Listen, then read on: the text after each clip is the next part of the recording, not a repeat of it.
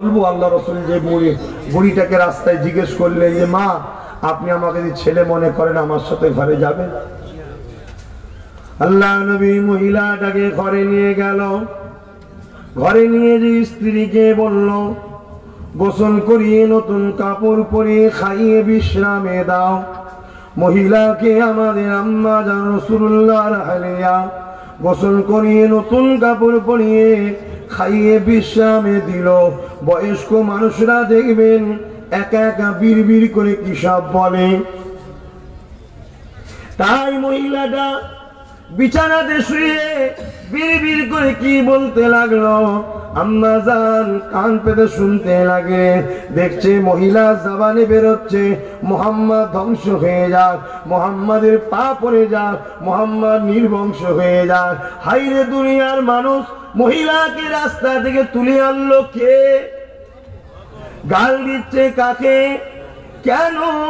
যে মহিলা বলেছিল বাবা তুমি কত সুন্দর ছেলে, তোমার মধ্যে কত মায়ের দরদ ময়া, কার পেটে তুমি এসেছিলে, তোমার মা কত ভাগ্যবতী নারী, সেই মহিলা আবার মুহাম্মদ রাসূলকে গালি দিচ্ছে কেন?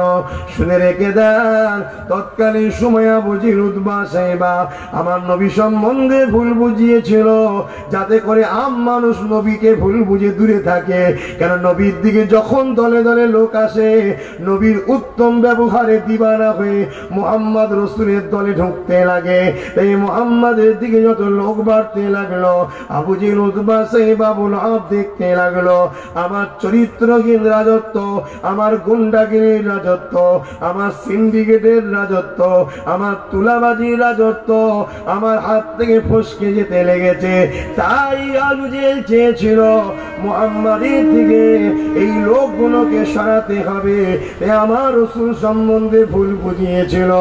আজ আমি নবীর গোলাম যখন এই বাংলার মুসলিম দরিদ্র আদিবাসী মতুয়া গরিব গুলোকে যখন এক করার ডাক দিয়েছি, আজকেও কিছু আবু জেহেলের চালা আমার সম্বন্ধে ভুল বুঝাতে লেগেছে।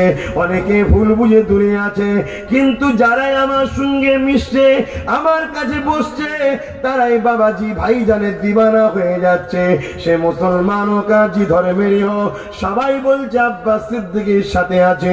এই জায়গাতে বর্তমান জালিমদেরও বড় ভয় হতে লেগেছে। তাই বলে দিয়ে যায় সেই সময় আবু জেহেলও ভুল বুঝিয়েছিল, তাই বুড়ি গালি দিতে লাগলো। আল্লাহ নবীর কেমন করে তিনার স্ত্রী এসে বুঝাতে লাগলে হুজুর আপনি কাকে নিয়ে এসেছেন যে আপনার ঘরে বিশ্রাম নিয়ে আপনাকে গালি দেয়?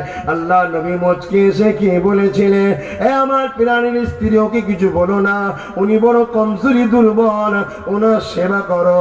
উনি আমি মুহাম্মদকে গালি দেয় না, আমার সম্বন্ধে যে ভুল বুঝিয়েছে ওই ভুল বুঝানো মুহাম্মদকে গালি দিতে লেগেছে। আবু জেহেল উতবা সাহেবা যার সম্বন্ধে ভুল বুঝিয়েছে, যখন উনি বুঝবে রাস্তা থেকে ওনাকে যিনি নিয়ে এসেছে উনি সেই মুহাম্মদ আমার দিবানা, তখন উনি হয়ে যাবে আমাকে সন্তান বলে তখনও জেনেও ভালোবাসবে।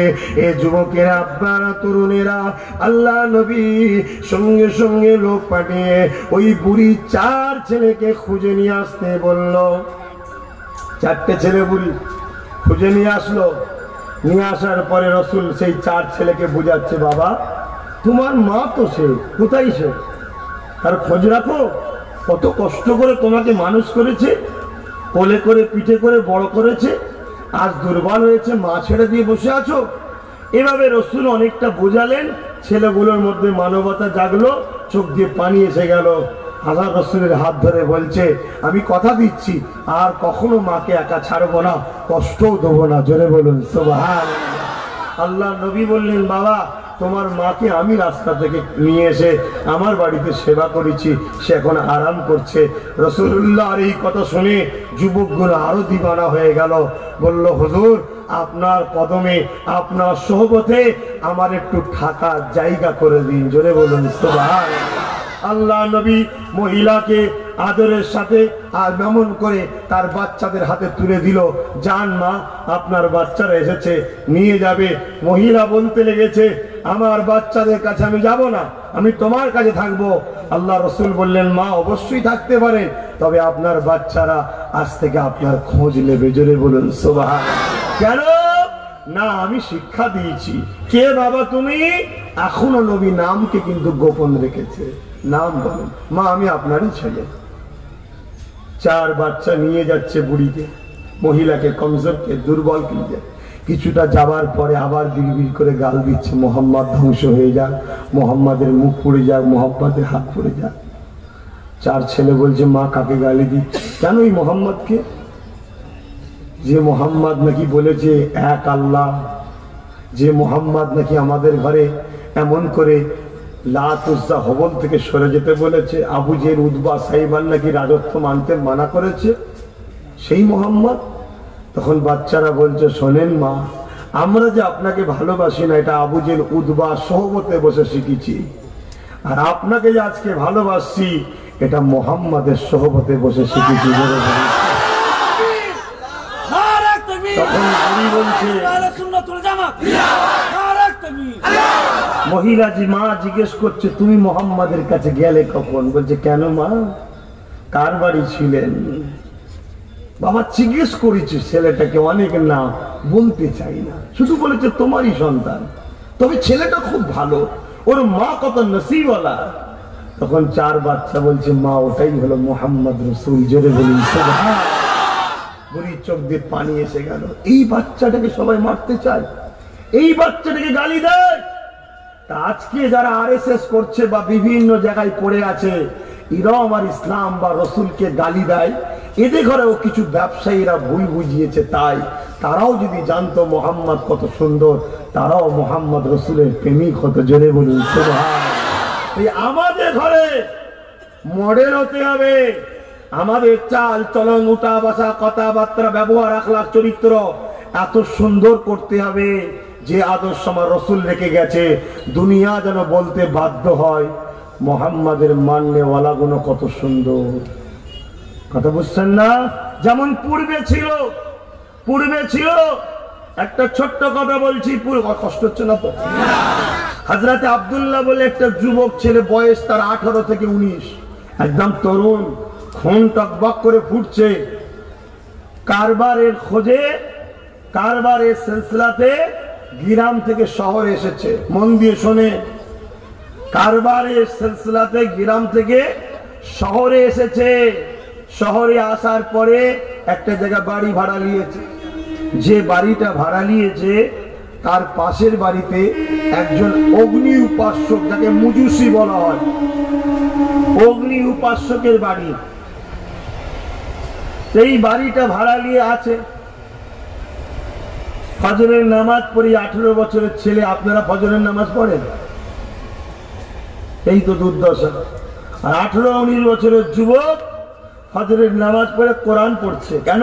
সে রাসূলুল্লাহকে মেনেছে। আর আমরা মুখে মানি, অন্তরে নয়। যদি অন্তরে মানতে পারি, কোন ঠান্ডার ক্ষমতা নেই আমাদেরকে জব্দ করতে পারে। কেন? প্রেমের আগুন সব থেকে বড় আগুন। জোরে বলুন সুবহানাল্লাহ। আমরা মুখে প্রেম করি, অন্তরে নয়। ফজরের নামাজ পড়ে নিয়ে কোরআন তেলাওয়াত করে কারবারের জন্য রওনা দেবে। দরজা খুলে দেখে ঘরের দরজার বাইরে সিঁড়িতে একটা নোংরা পড়ে আছে, এক ঝোড়া। বাটি পাত্র নিয়ে এসে ওই নোংরা গুলোকে পরিষ্কার করে, যেখানে নোংরা ফেলে দেয়, যেখানে লোক যাতায়াত করেনি সেখানে ফেলতে হয়। ছোট্ট ছোট্ট শিক্ষা আমার নেতা আমাদের ঘরে দিয়ে গেছে। আমাদের নেতা কি শিখিয়েছে? খবরদার রাস্তায় তোমরা বসবে না, এটা আমার নেতার শিক্ষা। হযরত প্রফেট মুহাম্মদ শিখিয়েছে এটা। কেন? রাস্তা বসার জায়গা নয়, রাস্তা পথচারী মানুষের যাতায়াতের জন্য। আর আমার নেতা কি শিখিয়েছে? তোমরা রাস্তাতে আবর্জনা নোংরা ফেলবে না, এবং যদি দেখো যেতে গিয়ে কোনো নোংরা আবর্জনা পড়ে আছে, ওটাকে কুড়ে সাইডে সরিয়ে দেবে, যাতে পথচারী মানুষের অসুবিধে না হয়। এই কাজটা করলেও নেকি আছে। জোরে বলুন সুবহানাল্লাহ। আর আমরা কি করি? দোকান ঝাড় দিয়ে রাস্তায়, ঘর ঝাড় দিয়ে রাস্তায়, ওটা তো জনগণের। তাহলে আমরা বলছি নবীর উম্মত, তাহলে কেন বিপদে পড়ছি বুঝতে পারছেন? কি গো, আমার কথা ভালো লাগছে না খারাপ লাগছে? দৌড় বাবু, এইসব শুনতে আমরা এসছি নাকি? আমরা সামনে ইলেকশনে কাকে ভোট দেবো বলুন তাকে?